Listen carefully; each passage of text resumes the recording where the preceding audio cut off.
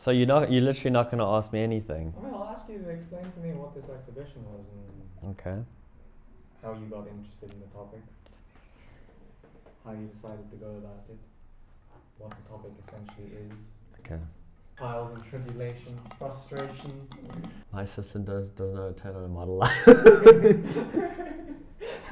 You have to put that in. I will. Is it on? Must I go? It's going. Okay, so I mean, Hidden Rivers. No. Who are you? Oh, do I have to do that? Okay, wait. Okay, I'm Kent Andreasen, Cape Town-based photographer, and I've been working on Hidden Rivers now for, I would say, roughly about a year and a half. Will has been with me through most of it. I brought him on in terms of the sort of lighting aspect and just general moral support of the whole project. Hi there, Will here, and today I'd like to talk to you about a project that I had the opportunity to be a part of some time ago now. A project that looked into some of South Africa's turbulent history and told the story of a group of people who may otherwise have been overlooked. I'm not going to get too deep into the context of anything, but if you were not aware, from the 1950s onwards, South Africa had a law put into place called the Group Areas Act that went into full effect sometime in the mid-60s, where people were forcibly removed from their ancestral homes and moved to other places where they were to live based on their race. The more well-known example of this is District 6 in Cape Town, where people were removed and sent to live in the Cape Flats, but there are countless other stories of similar situations occurring where people were simply told one day that they needed to vacate the land that they'd lived on for however long and go stay somewhere else, almost invariably a less nice place. And this photo story that I got to help Kent make, along with a number of members of the community involved, is a glimpse into what became of some of the people that were forcibly removed from their land and what it was that they lost. Hidden Rivers, and where the title comes from for this show, is the idea of firstly the central theme of water. And I mean, these communities that I photographed were farmers and used the rivers that came off the Table Mountain Reserve to water their crops and kind of sustain themselves. That's the one sort of element of Hidden Rivers. And then the sort of the hidden part of the title kind of refers to how the various community stories have been hidden to time and these stories haven't been told. It also kind of deals with ideas of how these farms and these plots of land have been built over now, and lots of the street names have been changed. Some of the rivers have actually been built over and developed over, so they no longer run like they do, or they might actually just kind of run underground. So yeah, that was our thinking in terms of the actual title for this, talking about how often South African history is kind of swept under the rug, and how important it is to kind of dig up this history and tell these stories and kind of challenge the narrative that is often presented by various bodies of other communities, and how there's like a sort of blanket method of telling stories. So I mean, with land removals, it's quite clear that District 6 has got a lot of the limelight. It's obviously very, very popular, and the narrative is kind of taught quite extensively within South African schools' curriculum, and even abroad. I mean, a lot more sort of the academic world, I think, knows about District 6, but Constantia remains this sort of untold story. And that was our aim, I guess, to tell similar stories to District 6 that had the same themes, but also dealt with very different communities and people had different ways of life. So yeah, that was the sort of the ultimate goal for it. But what happened was in 1969, I recall, I was still at home when two men came and they knocked on our door and they told my mother they're there to count how many people was living there. And then I, as a child, didn't really know what was going on. But a few months later, I remember that these two same white males came to our house and they told my mother, "You people will have to move one of these days." And they gave my mother a little note and addressed in Cape Town. She will have to go and fetch a new address there. And I remember after these men were gone, I saw my mother was sitting quietly in a corner there, and I could see the tears rolling down her cheeks. And I can clearly remember the words that came out of her mouth: "Die wit mense wil nie meer vir ons in Constantie hê nie." And I remember as she was now sitting there and crying, and my father came home the night and she told my father. And the next day, as I went to school, I've noticed from that day less and less children came to school, and our class were getting emptier every day. And I've also noticed, when you look out of the classroom window in Spansamat Road, River Road, I always saw trucks during our breaks. I saw trucks loaded with furniture going somewhere. So I wasn't clear what was really happening. Until one day the teacher told us, when we were only a few children in the class, my teacher told us, "We're not going to do any work today. We're just going to read." And then we started reading. We were about 4 or 5 children in the class. And while I was reading, something tells me to look up. And when I looked up, I saw my teacher was crying, also not knowing really what was going on. And then the next day when we came to school, she told us we can go home and we don't have to come to school anymore. We stayed at home for a few days until my mother told my father, "You'll have to go look for a truck to move our furniture. We're moving to Parkwood." And that was the greatest shock for me as a 9-year-old boy. And I can remember the day when our furniture was loaded, and as we left our chickens and we left everything there on the farm, and the truck rolled down that gravel road, what is today Clastenbush Drive, I looked at a lot of empty houses. A lot of people has already moved, and I saw this one lady standing in a door, and she was waving goodbye for us, the only family amongst all the empty houses, as we moved to Parkwood Estate. Our neighbors who lived next to us, I remember they moved before us, and for over 50 years I have never ever seen them again. And we moved to Parkwood, and I went to High Park Primary, and life was a big change for us as young people when we grew up in Parkwood, where we of course started to know what gangsterism is and so on. And that is my story, and today I will never forget Constantia, the community of Constantia, the people of Clastenbush, the people of Sweet Home, a little place which was also called Funkeldorp, which was part of Sweet Home, and all those people, most of them still live in Parkwood today. But our life in Constantia, it was like heaven to us. We were poor and we didn't have much, but we were happy. I don't really have a way that I know I can effectively convey the level of gravity and importance I feel this project has. Not as a project or as an act that someone has undertaken, but rather as the idea of bringing forth a story like this, or the stories of multiple people. So in this video, I'm just going to talk about things the way that I reflect on them and maybe try and decompress in a way, and hopefully provide you with some insight into what went into making this project.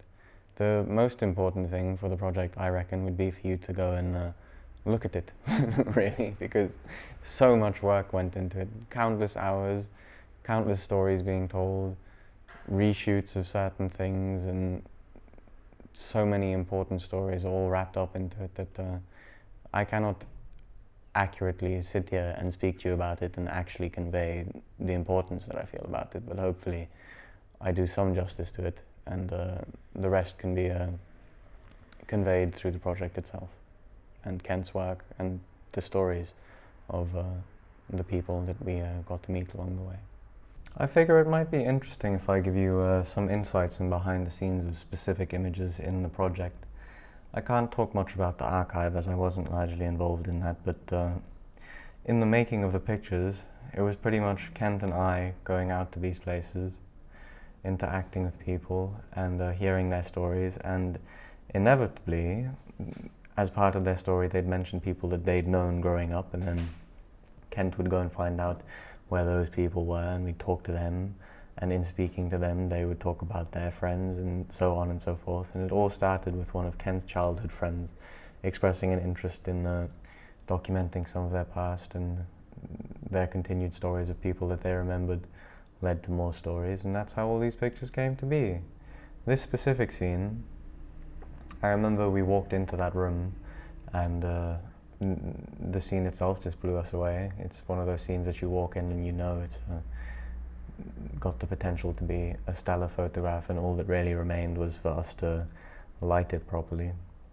All of the lighting in these pictures as well, I set up and we executed without the use of a digital camera for preview, so doing that for this project somewhat increased my confidence in my ability to use strobes, even though, as Kent did mention in the intro there, on occasion a light did pop up in a mirror or a piece of glass because I forgot to use the modelling lamp quite frequently. I wasn't there for the making of this picture, but it's one of the most amazing in the project. These pictures are from pretty much the first expedition Kent and I went on in the early days of the conception of the project, as he was sort of looking into the history of things and the photographic potential and the potential for the story to be told. Here's a picture of him standing over this concrete bar that appears in this picture. I made some photographs of houses along the Green Belt is what it's called, an area of Constantia which used to be flower farms.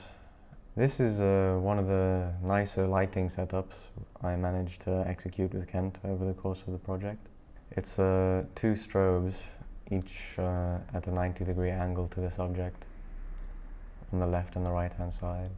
This is one of the trickier lighting setups we had to execute because I think it was something like a 30-second exposure, but we used a strobe to fill in the face.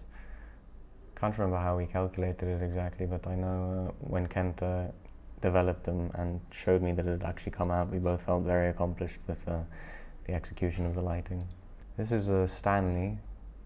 That briefcase over there appears in another picture in the series.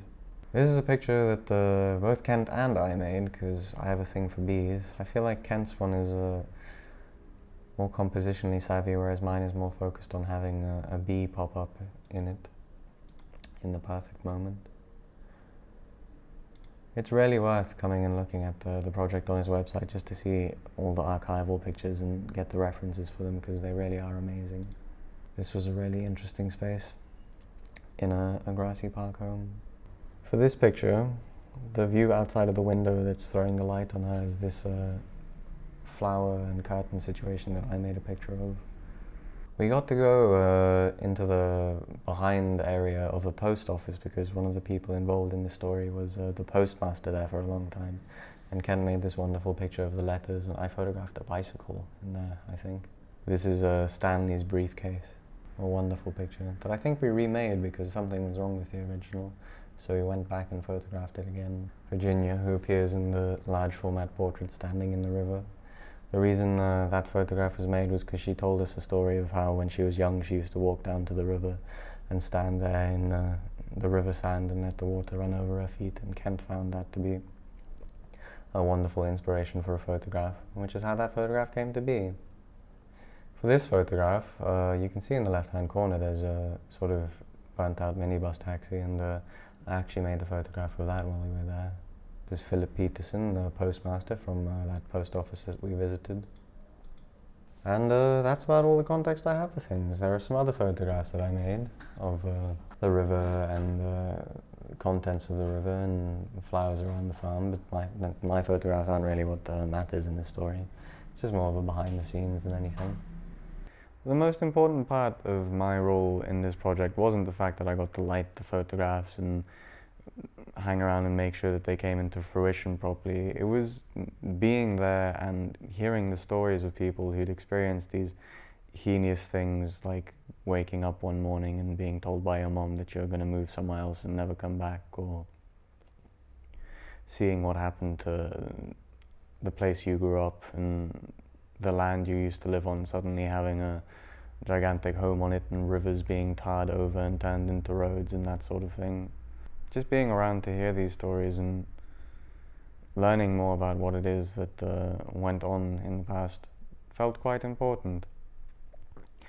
The archive element of the project is also super interesting because there was a large number of photographs collected and digitized and documented and put into a formal archive of the people who used to live in these places, and photographs that would otherwise have been overlooked or lost to time got to be shared as part of the exhibition. The power of a photograph was really apparent throughout all of the archiving process and talking to people about their old family pictures. One of the more poignant ones was a photograph of a man's cousin, I think it was, standing over a skeleton in an area called Sandy Bay, which is near Llandudno. And Sandy Bay was, I think, a military area or something, but it was a beach that people could go to regardless of their race, I think. And they'd go and hang out there and do things that people would get up to in the 70s. And one day they wandered up the hill and there was a corpse lying on the side of a mountain facing the ocean. And this picture was made, which is just the craziest photograph I've ever seen in my life, to be honest, of a man standing over a corpse, playing guitar, and the fact that it just popped up in someone's archive is amazing. And for further context to that picture, apparently there was a snake in the belly of the corpse. The idea that there are photographs like that out there that would otherwise be lost to time unless someone went out of their way to go and find them and share them with the world is quite fascinating, since there are likely innumerable instances of images that have that sort of power or mysticism to them. And the fact that I got to be a part of a project that brought stories and pictures like that out into the world was really important, and it's probably one of the more important things I've ever been involved in my life, to be honest. And I'm immensely grateful to Kent for bringing me on board for it. With regards to the process of actually making the photographs, the main steps that Ken took and I followed him along for were revisiting locations in Constantia where people had once lived or where a farm still remains. I think there's one farm that still remains in the area that we visited very frequently, where they gather flowers to sell.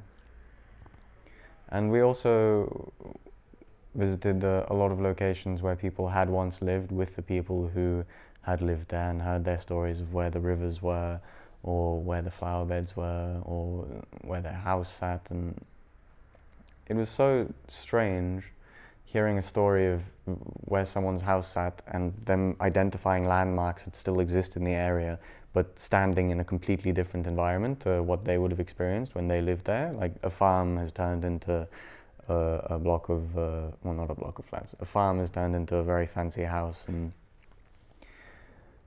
it was just crazy to be there alongside them as they relayed what's been lost to the past.